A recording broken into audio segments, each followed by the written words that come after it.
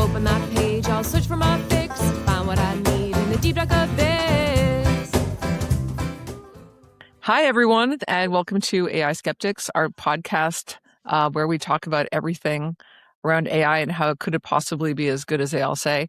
This week, we have an amazing guest with us. He's a mathematician and the head of AI policy in Utah, Zach Boyd.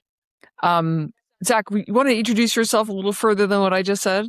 And actually, the entire first segment, we're just going to be talking about you. So let's just get started. Yeah, for sure. So, like you said, I'm a mathematician, have a faculty appointment at BYU where I have run a lab studying basically the intersection of mathematical modeling, machine learning, and social science for a little while. But then when ChatGPT came out, I got kind of roped into the Utah policy apparatus. I think it's a really good sign that they opted to take a mathematician and try to teach them how government works instead of what I've seen other jurisdictions do, which is take government people and try to get them to understand what AI really means. So, I mean, we'll see. People can disagree on that, but it's been a wild ride for me trying to, bring technical chops to a process that is, more social and more political in the state. It is actually an amazing idea. I mean, how did they find you? I mean, you're obviously not hiding or anything, but how did they actually decide, hey, Zach, like, why don't you just come do AI policy with us? How did they do that? I think I just turned out to be one of the few people who knew enough and was interested. So when they were trying to develop a response, the state leaders just did some public feedback sessions, and I came to one of them. Actually, I was told by Tyler Jarvis, who that we should go and make sure that let's say informed voices are represented, because I think there was a concern that a lot of uninformed voices would be there. And so I went and commented, and then I got on a mailing list where they were asking for feedback on the first AI related bill in the state. And I gave detailed feedback, which I think, was different from most citizens. And that just kind of led to me getting invited to apply along with other people. But that was the process. I just kept participating. That's great. Was that when the Office of AI Policy was being created, or it already existed? Yeah, it was the bill that created the office, actually. And I had no idea I would ever be involved in it. And who decided to create that office? I mean, let's take one step back even further. Yeah, so there was a small working group. I'll forget all the members, but it involved, Senate Majority Leader Kirk Cullimore, House Majority Leader Jeff Moss, Margaret Bussey, of course, the Commissioner of Commerce, who's my boss right now, and a couple of industry people, some academics, David Wingate, who you may know. And basically, they were kind of trying to solve two problems. They were trying to solve the, holy crap, is this another social media tech thing that's going to destroy our communities? While also trying to bring kind of the pro-business angle of, we have a totally unknown number of rules that exist in the state, and we have no idea which ones are irrelevant or need to be changed or taken away or added to. And so there was a sense that agility was needed and expert input was needed. Have other states made a similar office? That seems like a very, like an analysis that would apply to states other than Utah. And I like where it went. So have others followed suit? There's a lot happening, and I haven't tracked what's happening in all the states all the time because it's just an overwhelming surge of changes right now. But my sense is almost all states have done one of a few things. They've almost all created a task force. Task forces have a hard time getting things done because it's no one's primary job to get things done. They have asked maybe the IT director to be in charge, but IT directors have a very different policy outlook than, industry regulatory policy. And so I just haven't seen it come together the same way in other states so far. So, Zach, what does the Office of AI Policy do, and what's your role inside it? So we basically have three jobs. First job is to prepare policy studies for the legislature, and not just policy studies. We actually develop bill text. We have legislative working groups that help us along the way to make sure we're staying within the realm of the politically possible, and we actually help support the bills through the legislative process, and after passage, support the implementation of those bills. So that's job one. Job two, we run a regulatory sandbox. This is one of the more unique things about the Utah approach, and I know you want to talk about that later, but basically we actually have a statutory authority to create custom regulatory pathways for businesses to do things in the state that are new and we don't really have existing regulatory solutions for. And then the third thing is we're just a knowledge resource. We get calls from the legislature, or the state school board, or the Department of Financial Services, financial institutions, and things like that. We're just kind of on hand. Wow. That's a lot of different jobs. I thought that first one was the three things, but that was just the one thing. Like when I think about sandboxes, we are going to talk about that in a second. Like maybe I'm just going to start now because we have so many things we want to talk about. Why not? I think about how when I finished Weapons of Mass Destruction a full 10 years ago, I was like, there are so many existing laws that don't get enforced in the age of AI. In the age of, well, it wasn't the age of AI back then. It was the age of big data, the age of machine learning algorithms taking over bureaucracies. So, so it was like, on the one hand, these laws already exist. They should already be enforced, but they're definitely not enforced. And I'm sure you can speak to that. And then on the other hand, what does it look like to have them enforced? Like it's a process. Like we don't have an agreement on what anti-discrimination law looks like for hiring. And we still don't, by the way, that's 10 years later. But it occurs to me then, and it occurs to me now that this is actually a conversation we have to have. So like, tell us about sandboxing and like how you guys thought about it and what it means. Yeah. And I mean, I'm in an unusual position because I'm not a regulator in the sense that I have no formal enforcement authority for anyone who's not in the sandbox. I sit next to the regulators. I spend a lot of time with them because we really need to understand their needs and what harms they're trying to mitigate before we try to make any custom adjustments to the law, because that's like a very, risky thing to be involved in. But yeah, I mean, this is one of the things that's actually the most important for us is we're putting kind of an irrational amount of effort into some of these companies in the sandbox, having a dedicated team of deep experts, and we have tons of external advisors with very, very fancy credentials, trying to really understand how these different deployments are working for the state or not working for the state. And the idea is to come up with something, at stage one, you don't even know what good deployment looks like. After a little while, you kind of learn, I know a good application when I see it. I know a good governance plan when I see it.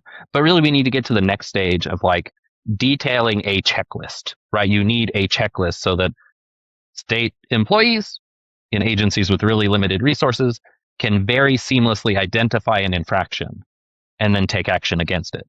Because the biggest pushback I get from enforcers is, that's great. It's going to be really expensive to gather expert testimony and evidence about this infraction, and we can only bring a few really heavy-duty cases like that. What we really need is a checkbox that makes it clear the bad guy has done a wrong thing, and then we can move forward. Okay, so I'm sorry, I'm going to slow you down because that's an extremely, no, that's fine. It's a good place to start, but like, let's back out, like, because it seems like your audience is the people who are charged with enforcing laws. Is that right? Is that like who just, the people that want a checklist, I should say. Yeah, there's a lot of constituents here, right? Okay, all right. How do you source the sandbox projects? Like, who comes to whom? Does a company come to you and say, hey, we want to go in the sandbox, or you go out to a deployment you're worried about? Like, specifically, like, is it a company that goes in? Is it a company with an algorithm in mind? Is it a company with an algorithm in mind and a particular law that they want to know how to be compliant with? Like, what's a use case for the sandbox? Yeah, so I will, I'll give a general description and give some really specific examples to kind of illustrate what's going on there. So, general description, we maintain an open call. Any business that wants to do business in the state and has an idea for an AI deployment that just is not possible within the state's current regulations, or is maybe ambiguous with respect to current regulations, they can come to us and we can solicit a proposal from them and help them develop a proposal for how they would do a deployment in the state that the state might feel comfortable with, that we feel like we could learn something from, and that could develop a long-term regulatory pathway for that kind of business.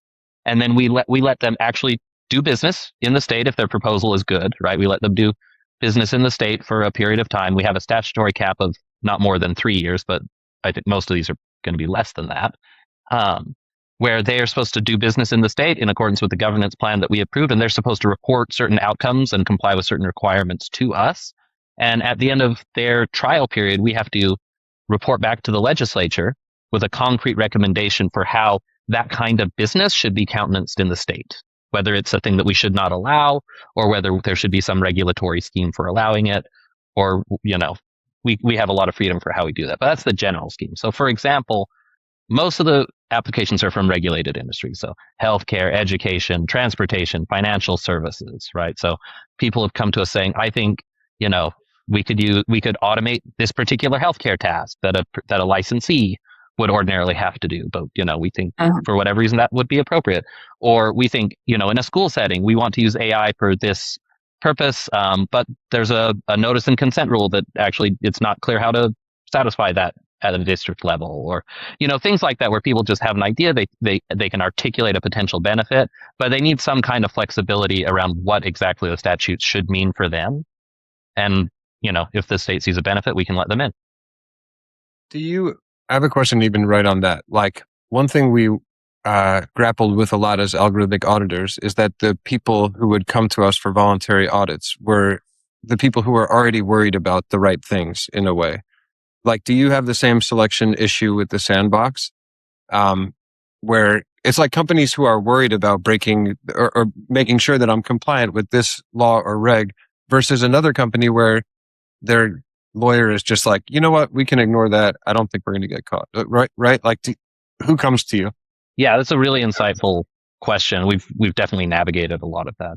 I would say, 90% of the people who come to us are just kind of looking for a gold star from the government that, like, we're in compliance, we're not doing anything wrong. We usually turn those people away as like, you can have your own lawyers and follow the laws. Then we can't give you a gold star that says you're in compliance. The legislature actually went the other way on that this year and gave us the ability to write regulatory, I forget what the terms are, but letters saying, we consider this kind of approaching compliance with the state law. We haven't written one of those yet, but we can now. But that's the majority of people. That's not really who the sandbox is for. Then there is, on the other side, like you said, people who they just want to do the Uber thing of going to massive scale before the regulators can stop them. And, I don't like that much. And, our regulators are, charged with going after such people.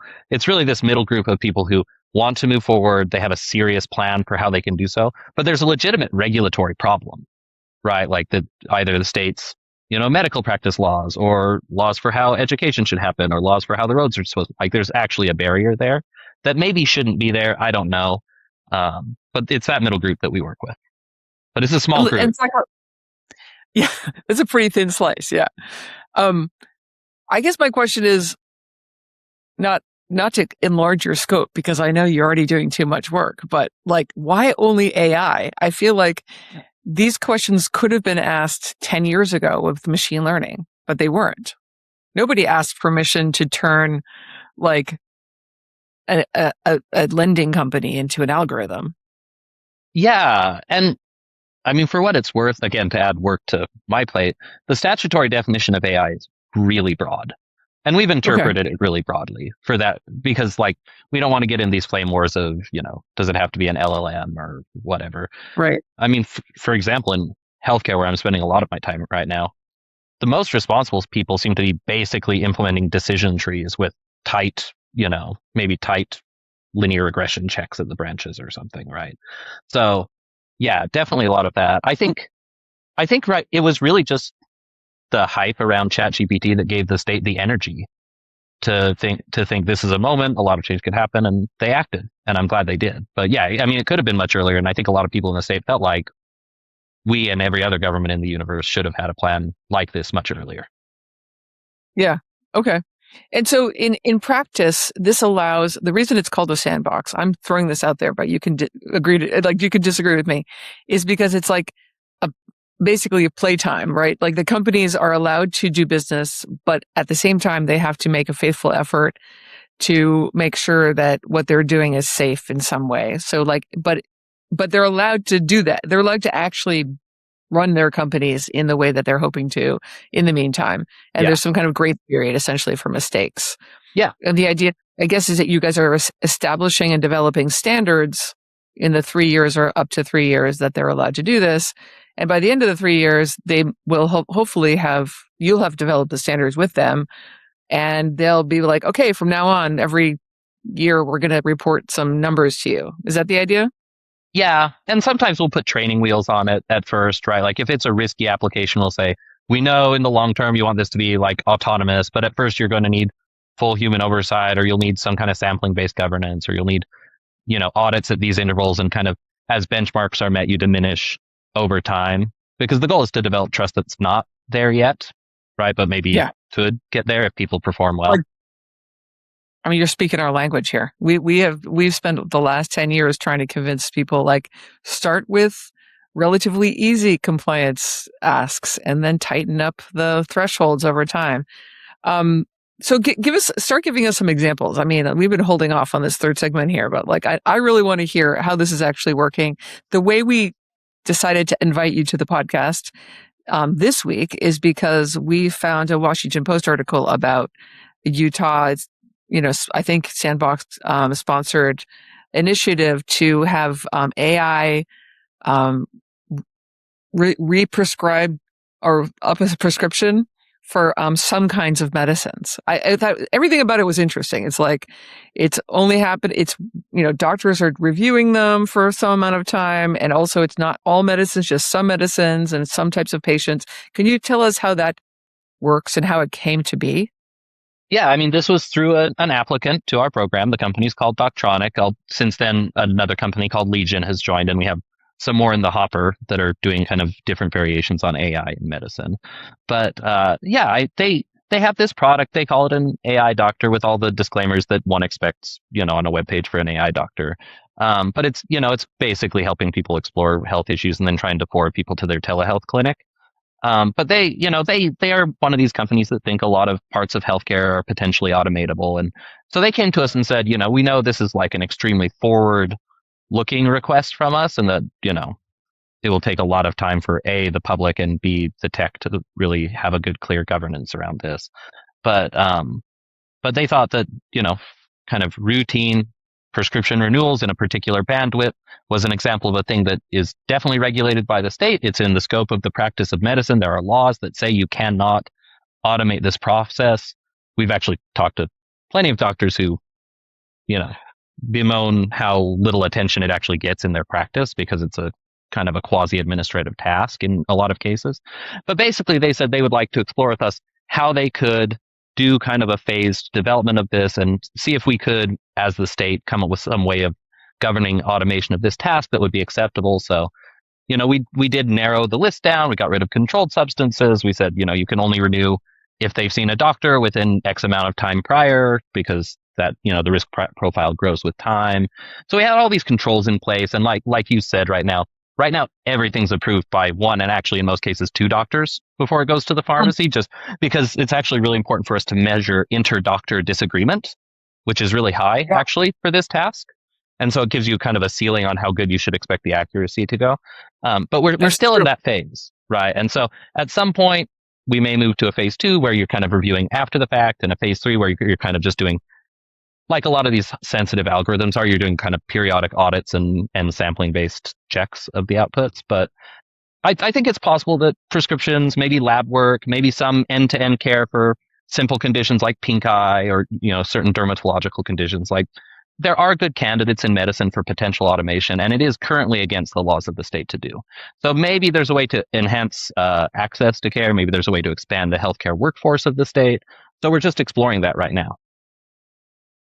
I just want to say that as a I had a previous chapter of my career doing evaluation stuff, and like I've just torn my hair out as an AI auditor in watching evaluations of AI deployments, and first of all, how few evaluations there are relative to the number of AI deployments, and how poor they are, and how AI just like has this property of the goalposts shift because so many things can change. And it's very hard to design a careful evaluation and then stick to it for long enough to get a result. And it sounds like that's what you've managed to do here with this prescription, prescribing program. Like you've just really set it up and said you're going to have to follow this protocol for a period of time. Then we're going to take off this training wheel. And it's just like, I just salute you. It's like so heartening to see that happening someplace.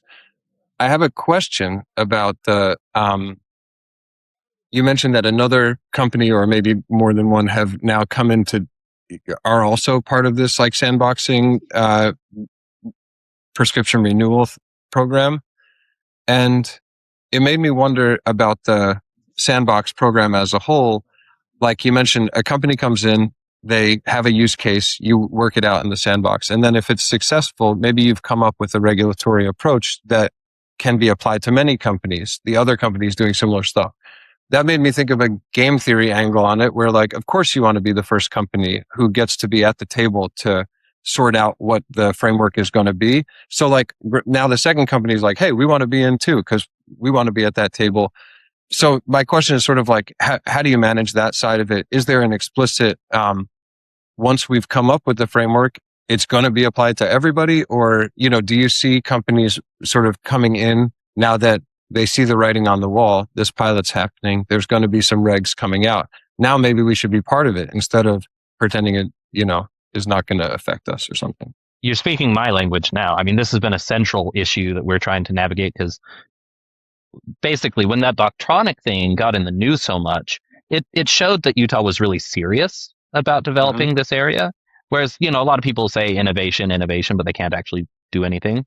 And so, yeah, like many companies came to be in the sandbox, and we're now currently processing our giant backlog of interesting ideas to see which ones are the most interesting and which we should put out, and also who we trust, right? We've figured out that companies that have good governance and like kind of get it from the start are much easier for us to manage from a resources standpoint in the sandbox. So we're kind of sorting that. I think we'll have maybe 3, 4, 5 announcements in the next month or so of new companies in the sandbox, maybe.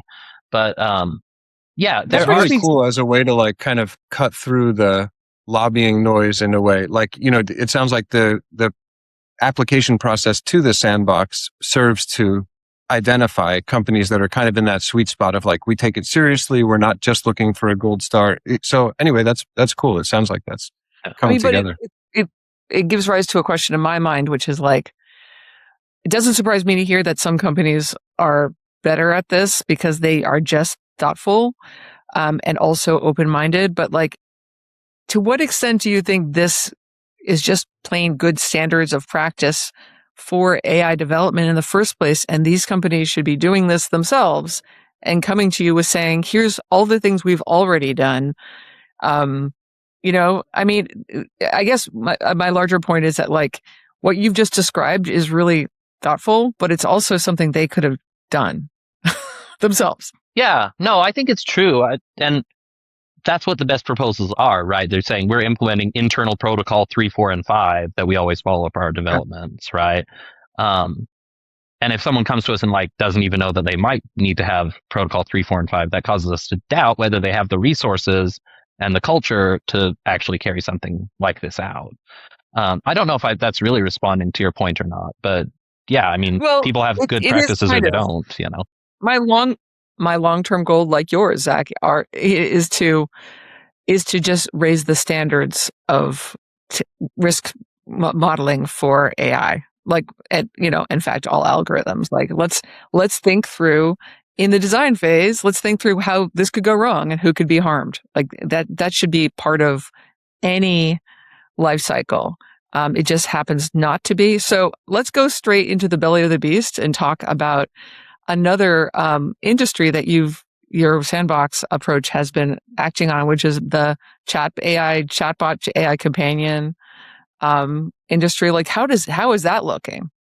Well, that one's interesting because we did a huge study on this last year, right? When it kind of became clear that the AI companions were getting some traction. I think you guys will know the data on this is incredibly messy, but it all kinds of points in the same direction of really rapidly increasing usage of these things. And so that we didn't have companies come to us that wanted to do the sandboxing approach, partly because there's like no regulation in the area, right? Yeah. Now, I will say, to give a plug for my consumer protection colleagues, the state has an incredibly powerful general consumer protection law against deceptive and unfair trade practices. And they have and do bring suits against companies under that heading all the time. So, but it's different from healthcare or banking where people feel like they need explicit regulatory permission to do anything. Right. Yeah. So you the framework where you said like, oh, they're like, they want to do business in Utah, but they're not sure it's legal because the laws are ambiguous or possibly look bad for them. That they come to you with hat in hand asking to be part of your sandbox. That is not what I imagine happened with AI chatbot companies. No. I mean, no one came with that. Really, it was from the beginning an investigation of how to lay the regulatory foundations of this new industry. So it turns out good, not bad, right? I want maybe R2D2 in the future, not R2D2 who sells all my data to the Empire and like addicts me to weird Star Wars things, right? So that was the question. By the way, this podcast totally encourages and approves of any references to Star Trek or Star Wars. I'm not cultured enough to know Star Trek references very well, but I can at least do Star Wars. All right, we'll take it. We'll take it. Anyway, so we came out. It's actually really hard, right? Like, as you know, like laying good tech regulation is really hard, especially because no one can decide what the First Amendment means in this context. And the tech companies do have their power. And for better or worse, right now, we are in this situation where these tools tend to be packaged in highly, highly multi-use packaging. And so it's kind of hard to segregate and do the line drawing.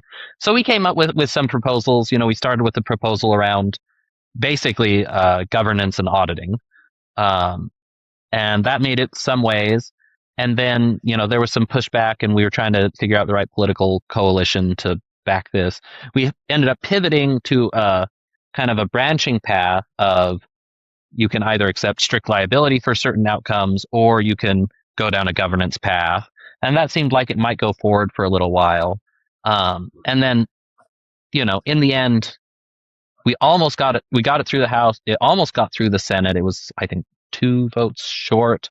But it was a really complicated session just with the White House's executive order and with the power of the tech lobby. And anyway, so I think Utah will revisit this in the future. But I think we definitely had a good start. We almost made that one to the finish line.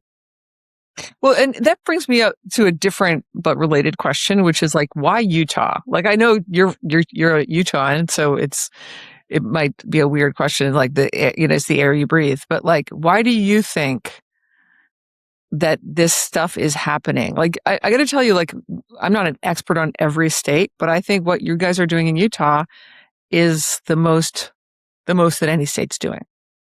And, I know Utah really is family oriented. They really care about their children. So, like children's safety is a tantamount. And I assume that the AI chatbot stuff has to do with children's mental health issues. Is that right? Yeah, that's one of the most important reasons why the legislature would be interested in it right now. Yeah. But I mean, do you have an answer for why Utah? I don't know. I mean, I can speculate, but I don't know the answer. I think that we do have more of a strong single cultural direction in the state, right? This is one where actually a little bit of homogeneity can be useful in forming a consensus. We do have, I do think the pioneer heritage lives on in some sense, right? Like there's a sense that the community has to survive together. We have a Republican supermajority, which for better or worse means that the partisan politics is not as vicious as it is in some other places. It's easier to kind of be practical instead of fighting in a sense. Right. But I don't know. I mean, I think you're right. Like the family culture is really important. It's hard to tell, but I'm glad we're being active. Me too. I'm really glad. And it's wonderful to know of the model. And it's also actually, to be honest, like very nice to know that the model doesn't have to be leftist. It doesn't have to be super progressive. It can just be literally safety. And to that point, like, do you guys have anybody within your sandbox working like on issues around mental health or children's health or? Yeah. So we had one company called Eliza Chat that we learned a lot from. They ended up pivoting their strategy because, they're trying to figure out their own business, but they were doing kind of mental wellness support in schools, and we're trying to navigate the boundary of professional conduct or unlicensed conduct in that setting. Again, like I don't know that they got a school district client in the state, but we just learned a lot from working and developing their governance with them. We have some others that are in the sandbox that I think we'll announce soon. I mean, Legion actually is specifically a psychiatry clinic that is actually like partially automating their refill processes for those medications. So I know the medicine side is really different from the therapy side there. But most of the work on that's been outside the sandbox. I don't know if you know, we passed a law, the legislature passed a law 2 sessions ago, creating added consumer protections around mental health AI, and actually creating the first regulatory pathway, as far as I know, anywhere in the US to actually allow AI to engage in parts of the practice of mental health therapy under certain conditions, with certain kinds of evidence. What are those conditions? I don't know about this. Yeah. Yeah. It's a really different law, and admittedly, it will need to be worked on over the coming years as we learn more. But basically, we talked to all the experts that we could find in the mental health area who we found, serious about what their best practices were, and encoded them in a safe harbor from the unprofessional conduct law. So, for example, they have to register with our Department of Professional Licensure that they, have a clinical advisory board, that they've done pre-deployment testing that shows that this service is at least as safe as a human practitioner that would be authorized by the state. They need to have ongoing adverse outcome monitoring. They need to have, what else? They need to have, escalation protocols that are tested and shown to be effective. So just things like that. I don't know if it's, I still think you would have to be bold to go into that safe harbor, because generating that evidence in a way that is legally defensible is going to be really hard. But I think it was good for the state to put that out there as a challenge that basically said, if you can develop an evidence base that's convincing and submit it to our professional licensing division, then you'll have a safe harbor. And I love that. Yeah. I mean, Wow. and Did by you the get way, responses? I know that nobody's sent in the package of stuff to get in the safe harbor, but do people say, hey, I can't give you that, but I can give you these related things? Like, did you get an engagement on that? I think we're still a year or two out, is my guess. Like, there are a lot of people who have said, oh, this is great. Now I know, there's a direction that our product can go. But the serious people know it's going to take time to really get there. There are some who have applied to our sandbox actually specifically to have a contract confirming that they are in compliance with that law. And we're still processing that. I mean, let me just get down to the brass tacks for a moment. And we really are almost running out of time, but the idea of a company that wants to use AI to think about mental health and is willing to do the testing to the point of paying for adverse outcome measurement, which I don't know exactly how that looks. Maybe you could tell me how that looks, but however that looks, it's expensive. Oh yeah. That is the single biggest obstacle for good standards that AI companies come across, which is they don't want to pay for actually calling up people and saying, how are you feeling today? We haven't heard from you in a month. Is that what's happening? Is that what their standard would look like? Yeah. That kind of Yeah, I think so. I mean, basically what we want to do is there's kind of the two positions going on. Most jurisdictions are AI and mental health bad, and we're going to quash it. And others, might be kind of let it rip. And I think our standard is no, AI and mental health can be good, but we want you to be X level of serious about it. So the industry turns really good. Because what we were finding is all the serious people that we talked to were being chilled out of the industry because there was no regulatory pathway and because it kind of stank in the public eye. And so we really wanted to give them a way to prove themselves. But I think it'll take a couple of years to get there. I love that. I mean, look, the reason they were being chilled out is because there's not enough public trust. And there's not enough public trust because people do take the shortcuts and they don't do the testing. They don't have the standards. They don't measure the harm. And you're okay, listen, establish trust by measuring the harm and reporting it to us and showing us so that it's small. And it's I love that approach. It's just exactly right, because it's yes, it is expensive. And you're going to pay for it, and maybe you can make profit anyway. I love it so much. Yeah. And the other knock-on effect has been, now we've got academics coming out of the woodwork saying there's this legally cognizable standard that someone needs to be able to measure, and they're trying to figure out how to measure it, right? Is that you need, what kind of data do you need? So I think that's actually good. It's spurring development of technical capabilities that are foundationally necessary. Yeah, I mean, people are going to run towards these well-designed pilot projects for sure to study them and piggyback on them. It's really, this is the most optimistic episode of AI Skeptics. I was going to say, this doesn't seem as skeptical. I mean, I think it's what a skeptic would do if they wanted to build something, right?